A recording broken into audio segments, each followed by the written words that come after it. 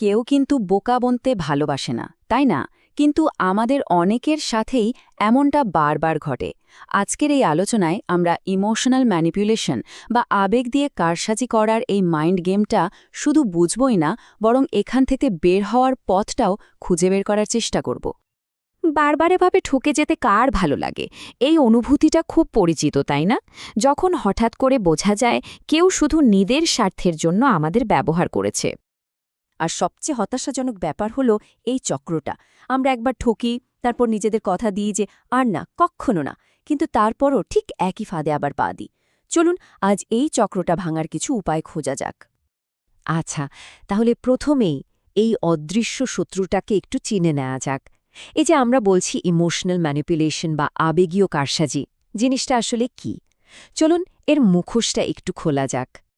খুব সহজ করে বললে ইমোশনাল ম্যানিপুলেশন হলো কিছুক্ষণের জন্য আমাদের যুক্তিবুদ্ধি দিয়ে চিন্তা করার ক্ষমতাটাকেই যেন কেউ হাইজ্যাক করে ফেলে।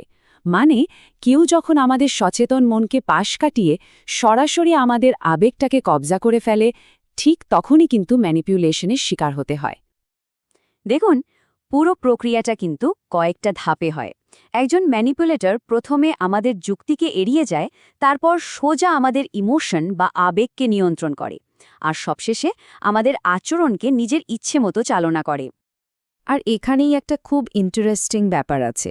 কে কতটা বই পড়ে পাশ করেছে বা কার কত ডিগ্রি আছে, মানে কে কতটা বুক স্মার্ট, সেটা কিন্তু এখানে একদমই কাজে আসে না। এই ইমোশনাল ম্যানিপুলেশনের বিরুদ্ধে আসল বর্মটা হলো ইমোশনাল ইন্টেলিজেন্স, মানে স্ট্রিট স্মার্ট হওয়া। এখন চলুন এই খেলার নিয়মগুলো একটু দেখি।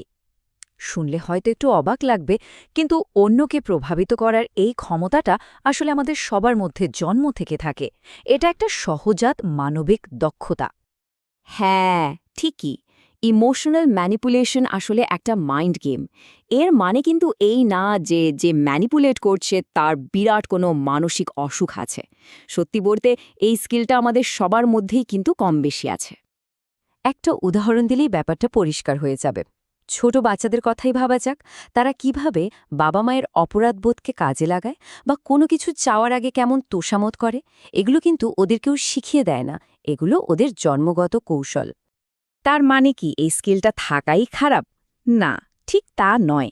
এটা কিন্তু ভালো কাজও ব্যবহার করা যায়, যেখানে দুজনেরই লাভ হয়, একটা উইন উইন সিচুয়েশন তৈরি হয়। আবার এটা শুধু একজনের স্বার্থ সিদ্ধির জন্য ব্যবহার হতে পারে। আসল কথা হলো উদ্দেশ্যটা কি। তো প্রশ্ন আসতেই পারে, আমরা কেন এই ফাঁদে পা দিই? আমাদের মধ্যে এমন কি দুর্বলতা আছে যা ম্যানিপুলেটররা ঠিকঠাক ধরে ফেলে আর সেটারই সুযোগ নেয়? এর পেছনে অনেক কারণই থাকতে পারে, তবে বিশেষজ্ঞরা বলছেন দুটো কারণই হচ্ছে একেবারে মূল। আর সেই দুটো মূল দুর্বলতা কি? এক, একটা নড়বড়ে আত্মমর্যাদা, আর দুই, ভয়। চলুন এই দুটো নিয়ে একটু বিস্তারিত কথা বলা যাক। প্রথমে আসি আত্মমর্যাদার কথায়। মানে যখন কেউ নিজের ভ্যালু বোঝার জন্য অন্যের অ্যাপ্রুভাল বা প্রশংসার উপর নির্ভর করে। ধরুন একজন ম্যানিপুলেটর ক্রমাগত কাউকে বলছে যে সে তার জীবনে কতটা ইম্পর্ট্যান্ট, তখন কিন্তু তার একটা অন্যায় আবদারও সহজে মেনে নেওয়া হয়। ম্যানিপুলেটররা ঠিক এইভাবে অন্যের এই দুর্বলতার সুযোগ নিয়ে তাকে নিজের জালে জড়িয়ে ফেলে। আর দুই নম্বর কারণটা হলো ভয়। ভয় এমন একটা জিনিস যা মানুষকে দিয়ে এমন কাজও করিয়ে নিতে পারে যা সে হয়তো কোনোদিনও করত না। এমনকি অনেক সময় বুঝেও যায় যে তাকে ব্যবহার করা হচ্ছে, কিন্তু শুধু ভয়ের কারণে মুখ খুলতে পারে না। তো কিসের ভয়?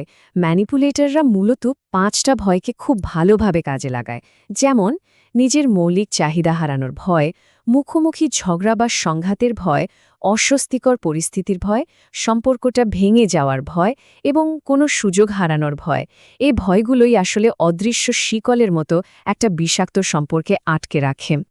তাহলে সওয়াল হলো, এই মাইন্ড গেমটা জেতার উপায় কি? কিভাবে নিজের কন্ট্রোলটা আবার নিজের হাতে ফিরিয়ে আনা যায়? আচ্ছা, চলুন এবার সমাধানের কথায় আসা যাক।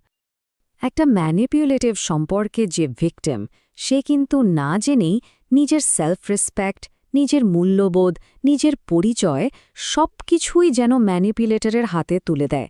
আর এই সম্পর্কটা যত লম্বা হয়, নিজের আমিটা ততই হারিয়ে যেতে থাকে। এই ফাঁদ থেকে বেরোনোর আসল চাবিটাই হল সেলফ অ্যাওয়ারনেস বা আত্মসচেতনতা। এর মানে কি?